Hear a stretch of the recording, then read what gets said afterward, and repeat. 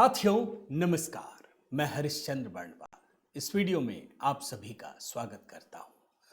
दोस्तों, जिन लोगों को लगता है कि पश्चिम बंगाल में कुछ हो ही नहीं सकता, कुछ भी नहीं हो सकता, बहुत सारे लोग हैं जिनको आज ये लग रहा है कि चुनाव आयोग कुछ कर ही नहीं सकता, एनफोर्समेंट डायरेक्टरेट कुछ कर ही नहीं सकता, कोर्ट के आदेश के बाद भी कुछ नहीं हो सकता, उनको आज का वीडियो जरूर देखना चाहिए। मैं 10 बड़े एक्शन आपको दिखाने वाला हूं दोस्तों। सुप्रीम कोर्ट से लेकर के हाई कोर्ट तक, ईडी से लेकर के दूसरी एजेंसियों तक, चुनाव आयोग से लेकर के बड़े बड़े अधिकारियों तक आपको दिखेगा दोस्तों कि कितनी बड़ी कार्रवाई हुई है। और कोई भी सहने के मूड में नहीं है, इस बात को ध्यान रखिए। पश्चिम बंगाल में फ्री एंड फेयर इलेक्शन हो सके, इसके लिए पूरी तरह से कमर कस करके ऐसी तैयारी की जा रही है कि तृणमूल कांग्रेस की सरकार कुछ ना कर सके। देखिए, मसला वहां बड़ा गंभीर है। आज मैं वो सब नहीं दिखाऊंगा कि कौन कितनी किसको धमकियां दे रहे हैं, बिल्कुल नहीं दिखाऊंगा, लेकिन कितनी बड़ी कार्रवाई हो रही है ये आज आपको देखना चाहिए। और जो लोग समझते हैं ना कि बच के निकल जाएंगे, हिसाब तो होगा। हिसाब इसलिए होगा दोस्तों क्योंकि पश्चिम बंगाल में भी भारत का संविधान ही चलता है। आज हो सकता है लोगों को लगे कि वो कुछ भी गैर कानूनी काम करके बच जाएंगे, लेकिन आखिर में उनको भी इसी शिकंजे में फंसना पड़ेगा। ये आप देख लीजिएगा। आज मैं आपको 10 एक्शन दिखाने जा रहा हूं और सुप्रीम कोर्ट का आदेश मिलते ही किस प्रकार से चुनाव आयोग ने सख्त कार्रवाई, एकदम सख्त लहजा भी और सख्त कार्रवाई भी, यह आपको देखना चाहिए। मेरा निवेदन है दोस्तों, जरूर कमेंट कीजिएगा। और जब पश्चिम बंगाल की बात करता हूं तो एक कमेंट तो बनता है दोस्तों, जय सिया राम। वो इसलिए ताकि कोई हमारे वीडियो को रोक ना सके, अधिक से अधिक लोगों तक पहुंच सके। लाइक भी कर दीजिएगा दोस्तों। और साथ ही दोस्तों देखिए, हमने कल के विशेष अवसर के लिए, जो वसंत पंचमी था दोस्तों, हमने एक गीत माँ सरस्वती के लिए पूजा के अवसर पे तैयार किया था। माँ शारदे तेरा वंदन करें। मैंने खुद लिखा, खुद गाया, मेरी टीम ने बहुत मेहनत से तैयार किया है, तो जरूर देखिएगा। कमेंट में पिंड कर दिया है दोस्तों। हमारा भी प्रोत्साहन हो, इसलिए मैं ये निवेदन कर रहा हूं। आइए शुरू करते हैं। एकदम एक्शन नंबर 1 यहीं से शुरू करते हैं। आप एक एक एक्शन गिनते चले जाइएगा, कितना बड़ा है। अच्छा, सारे काले चिट्ठे भी खुल गए हैं। जिनको ढकने की कोशिश हो रही थी ना, वो राज खुल रहे हैं, इस बात को समझिए। इसलिए बड़ी कार्रवाई की तैयारी है। ईडी के डायरेक्टर राहुल नवीन, पहला कोलकाता दौरा है इनका, पूरे लाभ लश्कर के साथ पहुंचे हैं। और अभी तो 8 तारीख को हुआ था ना दोस्तों, 8 जनवरी को आईपैक दफ्तर में छापा पड़ा था। अब ये तो पॉलिटिकल कंसल्टेंसी का काम है, लेकिन ममता बनर्जी ने ऐसा जोड़ लिया, अब जो नहीं भी फंसना होगा वो भी सारे लोग फंस रहे हैं। और सबसे बड़ी बात, मामला अगर कुछ और भी रहा होगा तो सीधे सीधे इससे जुड़ाव अब दिखने लगा है। यह संदेह भी पैदा हो गया और पश्चिम बंगाल के लोग समझ भी रहे हैं। और याद रखिए दोस्तों, जो ईडी के डायरेक्टर हैं राहुल नवीन, बिल्कुल तेज तर्रार और एकदम ईमानदार ये अफसर, इनके काम इतने शानदार हैं। इस बार इन्होंने खुद बंगाल जाकर के मोर्चा संभाल लिया है। आज भी कोलकाता में हैं, पिछले 3 दिनों से डेरा डाले हुए हैं। और अब माना जा रहा है कि राज्यपाल से भी इनकी मुलाकात हो सकती है। अब जानते हैं दोस्तों, ये परसों सुबह सीजीओ कॉम्प्लेक्स ईडी कार्यालय पहुंचे। मैराथन बैठक चल रही है, हड़कंप मचा हुआ है पूरे पश्चिम बंगाल में। क्या अब ईडी कौन सी कार्रवाई करने वाली? ईडी को रोका नहीं गया। आप जान लीजिए, ये जो सुप्रीम कोर्ट में अभी सुनवाई हुई थी ना दोस्तों ईडी के मामले में, जो अगली 2 फरवरी को सुनवाई होगी, उनको रोका नहीं गया कोई भी कार्रवाई करने से, बल्कि उल्टा कहा गया कि अगर ईडी को आपका दस्तावेज चाहिए होता तो कब का लेके चले गए होते। ईडी को खुली छूट दी गई है। यह है बड़ी कार्रवाई दोस्तों। और ईडी डायरेक्टर ने जो 8 जनवरी को आईपैक के दफ्तर में उनके घर पर जो तलाशी अभियान हुई थी और उस समय में जितने अधिकारी शामिल थे उनके साथ एक एक करके सबसे मुलाकात की, सबके ग्रीवांसेस को सुना, सब उस दौरान के सारे वाक्यों को ईडी डायरेक्टर ने खुद सुना। यह एक्शन नंबर 1 है। एक्शन नंबर 2, अभी आपको सुप्रीम कोर्ट की कहानी बताई थी दोस्तों, पिछले महीने किस तरह के सख्त निर्देश दिए थे चुनाव आयोग को, याद है ना। चुनाव आयोग से पूछा था कि भैया आप लेके आइए अपील, आपको क्या क्या परेशानी हो रही है मुझे बताइए, पॉइंट में सबका निदान मिलेगा, आप लेकर आइए। आपको किसी ने नहीं रोका है, लेकिन स्पेशल इंटेंसिव रिवीजन, इसमें कोई रुकावट नहीं होनी चाहिए, एक एक चीज की जांच होनी चाहिए संवैधानिक तरीके से। जो भारत का नागरिक है उसी को सिर्फ वोट देने का अधिकार मिलना चाहिए और कोई रुकावट नहीं होनी चाहिए। अब देखिए सुप्रीम कोर्ट का दोस्तों अभी 2-3 दिन पहले 19 जनवरी का एक मामला है मुस्टारी बानू बनाम निर्वाचन आयोग। एक रिट याचिका है 1089/2025। अब देखिए सुनवाई होते होते पश्चिम बंगाल सरकार को कई निर्देश दिए। बिल्कुल लेटेस्ट चीज आपको बता रहा हूं। पश्चिम बंगाल सरकार को सुप्रीम कोर्ट ने और खास करके chief justice of India Suryakant ने साफ साफ निर्देश दिया कि जो सुनवाई केंद्र है पर्याप्त संख्या में कर्मियों को तैनात करे और सुनिश्चित करे कि कानून व्यवस्था बनी रहे। खुद chief justice of India Suryakant ने कहा है, कोर्ट ने कहा कि अधिकारी दस्तावेज जमा करने में सहायता करेंगे और यदि दस्तावेज संतोषजनक नहीं पाए गए तो सुनवाई की जा सकती, खुली छूट।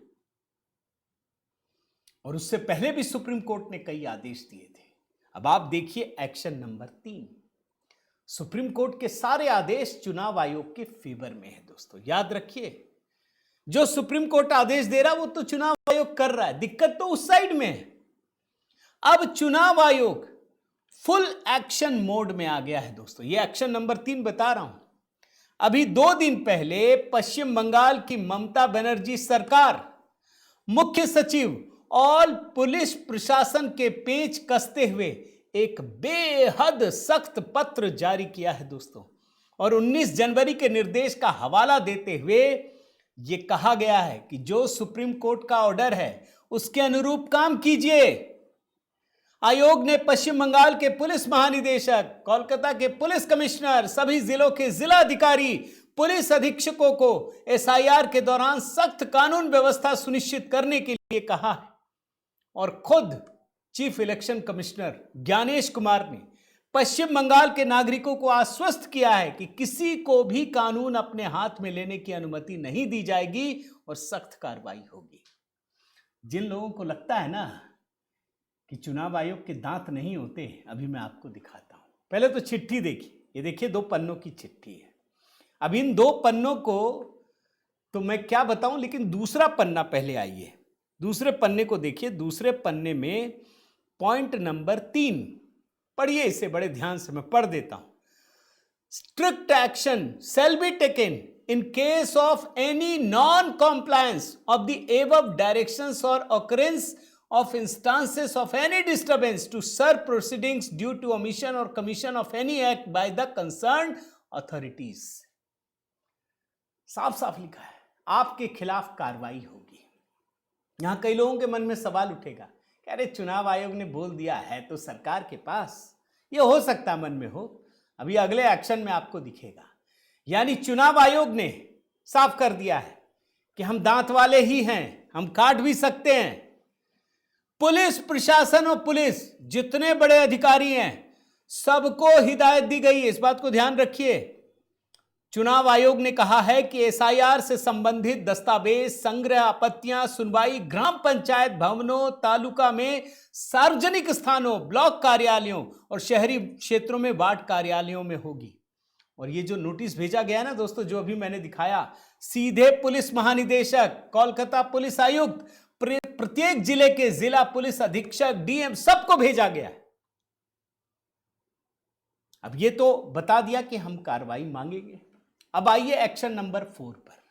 अब आपको समझ में आएगा कि चुनाव आयोग कितनी सख्ती कर सकता है और जो अधिकारी समझ रहे हैं ना कि हम टीएमसी के लिए काम करेंगे या ममता सरकार के लिए, हम कानून के हिसाब से नहीं करेंगे, अब उनके साथ क्या होने वाला है, उसके लिए आपको ये एक्शन नंबर 4 ये देखिए। मतदाता सूची में धांधली पर आर पार, इलेक्शन कमीशन का ममता सरकार को अल्टीमेटम, 72 घंटे में मांगी रिपोर्ट। मामला क्या है दोस्तों? मामला यह है कि 2 जिलों में मतदाता सूचियों में अवैध रूप से नाम जोड़ा गया। अवैध रूप से 4 अधिकारी हैं, उन पर जवाब मांगा गया कि हमने जब आपको कार्रवाई के लिए कहा गया तो आपने क्या किया। यह पूछा गया कि आयोग ने आपको सख्त निर्देश दिए थे, आपने क्यों नहीं कार्रवाई की, या कार्रवाई की तो क्या की। आज शाम 5 बजे तक इनका रिपोर्ट देना है, स्पष्टीकरण लिखित। अच्छा, क्या क्या नाम है मैं जरा बताता हूं। निर्वाचन आयोग ने क्या सिफारिश की थी कि मतदाता सूची पंजीकरण अधिकारियों यानी ईआरओ, नाम बता रहा हूं, देवोत्तम दत्ता चौधरी, विप्लव सरकार, सहायक ईआरओ तथागत मंडल और सुदीप्तो दास। जानते हैं चुनाव आयोग ने क्या कहा? इनको निलंबित कीजिए, सस्पेंड कीजिए और इनके खिलाफ आपराधिक कार्रवाई शुरू कीजिए। 4 लोग जिनको लग रहा है कि चुनाव आयोग क्या करेगा आपको दिखा रहा हूं। अब एक्शन नंबर 5 पे आइए। ये तो एक्शन नंबर 4 आज शाम 5 बजे तक देना है। चुनाव आयोग ने कार्रवाई के लिए कहा दोस्तों। अब देखिए मजे की बात, निर्वाचन आयोग के अधिकारी ने क्या कहा है कि बार बार आदेश देने के बावजूद प्राथमिकी दर्ज नहीं की गई, हमने संबंधित जिला अधिकारियों को कार्रवाई करने के लिए कहा है।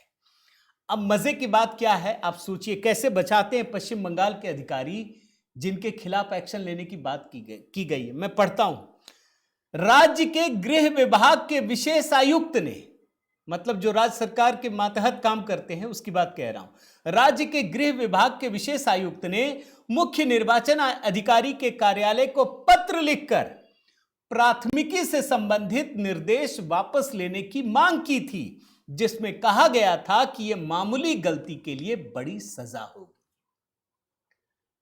मतलब चुनाव आयोग ने कहा क्या कि इन 4 अधिकारियों को सस्पेंड कीजिए, आपराधिक कार्रवाई शुरू कीजिए। इन लोगों ने क्या किया?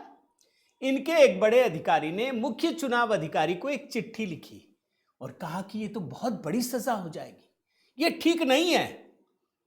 अब क्या किया मुख्य चुनाव अधिकारी ने? इस चिट्ठी को सीधे दिल्ली भेज दिया और साफ साफ कहा कोलकाता पुलिस के जो भी बंगाल के अधिकारी हैं कि जो हमने कहा है उसको आप नजरअंदाज नहीं कीजिएगा।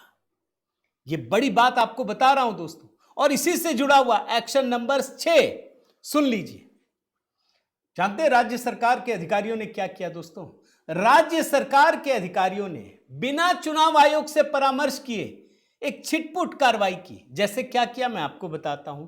एक पर मामूली दंड लगा करके फाइल बंद कर दी और एक अधिकारी को दोषमुक्त कर दिया। अब चुनाव आयोग ने उनसे पूछा है कि हमने सिफारिश की थी आपको, सस्पेंड कीजिए, कार्रवाई कीजिए, आपने फाइल कैसे बंद कर दी? आपने मुझसे पूछा, आपने मुझसे परामर्श लिया?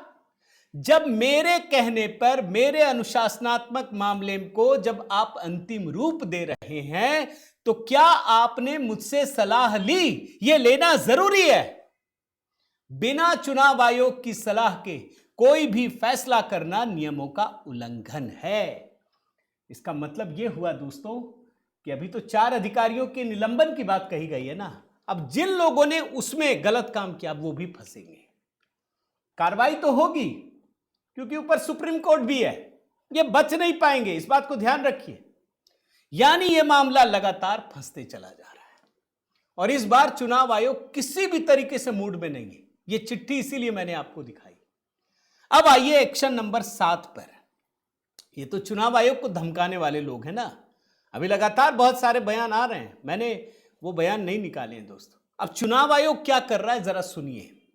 ममता सरकार के एक मंत्री हैं, कैबिनेट मंत्री, बड़े नेता हैं, तजमुल हुसैन, उसको कहा है कि अब एसआईआर के लिए आपको सुनवाई करना पड़ेगा भाई। 3 बार के विधायक हैं तजमुल हुसैन, क्या दिक्कत है? 2002 की मतदाता सूची में दर्ज उनके और उनके पिता के नाम में अंतर पाया गया है। मतलब 2002 की सूची और अब पिता के नाम में अंतर है।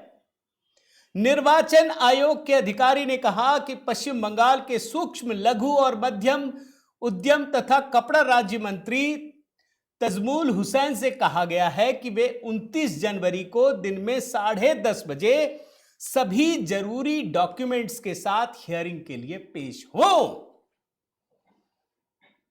ये है, अब वो दौड़ा रहे हैं, तुम मंत्री हो ना भाई, आओ जरा दस्तावेज लेके आओ।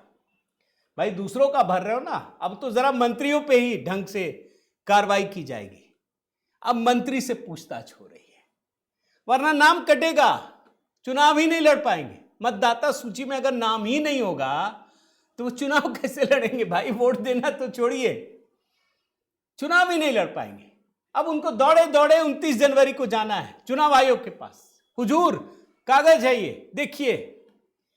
और जब मंत्री दौड़े दौड़े जाएंगे तो जितने बाहरी लोग हैं या बाकी लोग हैं उन पर असर पड़ेगा या नहीं पड़ेगा? आप खुद सोचिए ना। और सिर्फ मंत्री नहीं दोस्तों, आपको एक अधिकारी का दिखाता हूं। यह एक्शन नंबर 8 है। पश्चिम बंगाल के परिवहन सचिव सौमित्र मोहन, उसको भी सुनवाई के लिए तलब किया गया है। निर्वाचन आयोग के एक अधिकारी ने जानकारी दी। क्या कहा है? सौमित्र मोहन को गणतंत्र दिवस से एक दिन पहले यानी कल उन्हें एपीजे अब्दुल कलाम कॉलेज में जरूरी डॉक्यूमेंट्स के साथ उपस्थित होने के लिए कहा गया है। अब सोचिए, ये छोटी बात नहीं है दोस्तों। कानून सबके लिए बराबर है, सबके लिए। आप होंगे बहुत बड़े मंत्री, आप होंगे बहुत बड़े सचिव, आना तो आपको भी पड़ेगा। सांसदों को भी बुलाया था, भाई आपके दस्तावेज में दिक्कत है, आपको आना पड़ेगा। और ये बहुत बड़ी बात है दोस्तों, पश्चिम बंगाल के लिए आप कल्पना नहीं कर सकते। कई सारे लोगों को ना बयान सुन करके लगता है कि पता नहीं पश्चिम बंगाल में कुछ हो भी पाएगा या नहीं होगा, समय लगता है। अरे ममता बनर्जी ने भी जब लेफ्ट के शासन को उखाड़ फेंका था, किसी को उम्मीद नहीं थी कि पश्चिम बंगाल की धरती से लेफ्ट को कोई हिला भी सकता है। ममता बनर्जी एक शेरनी की तरह लड़ी और उखाड़ करके फेंक दिया। तारीफ करनी चाहिए। अब हालात बदल गए। जिस लेफ्ट को जिसकी वजह से उखाड़ फेंका, उसी सिस्टम को ममता बनर्जी ने अपना लिया और ये बड़ी दिक्कत है। इसीलिए बंगाल में दिक्कत है। आज आपको त्रिपुरा में दिक्कत नहीं मिलेगी दोस्तों, बंगाल में दिक्कत है। अब मैं आपको एक्शन नंबर 9 की बात बताता हूं, 10 आपको बताने हैं। आईपैक, भाई याद है ना ममता बनर्जी कैसे भाग खड़ी हुई थी, वहां से भाग कर गई थी, सब डॉक्यूमेंट छीन लिया था, ध्यान है ना आपको? इंडियन एक्सप्रेस की एक रिपोर्ट है, उसमें आईपैक के जो भ्रष्टाचार है उसका पर्दाफाश कर दिया है दोस्तों। ये जो आईपैक है, इसी कंसल्टेंसी फर्म पर इसी ने ममता बनर्जी को दिया था और ममता बनर्जी बोल रही थी भाई हमारे पार्टी के सारे डॉक्यूमेंट्स यही हैं। 8 जनवरी को छापेमारी हुई थी। ईडी को यह जानकारी मिली थी दोस्तों कि पश्चिम बंगाल में अवैध कोयला खनन घोटाले में 20 करोड़ रुपया हवाला के जरिए गोवा पहुंचाया गया है। और यह खनन घोटाला ईस्टर्न कोलफील्ड के पश्चिम बर्धमान जिले में 2 फील्ड हैं, कुनुस्तोरिया और काजोरा फील्ड, इससे जुड़े हुए। यह काली कमाई 2022 के गोवा चुनाव के लिए आईपैक को गोवा पहुंचाया गया था।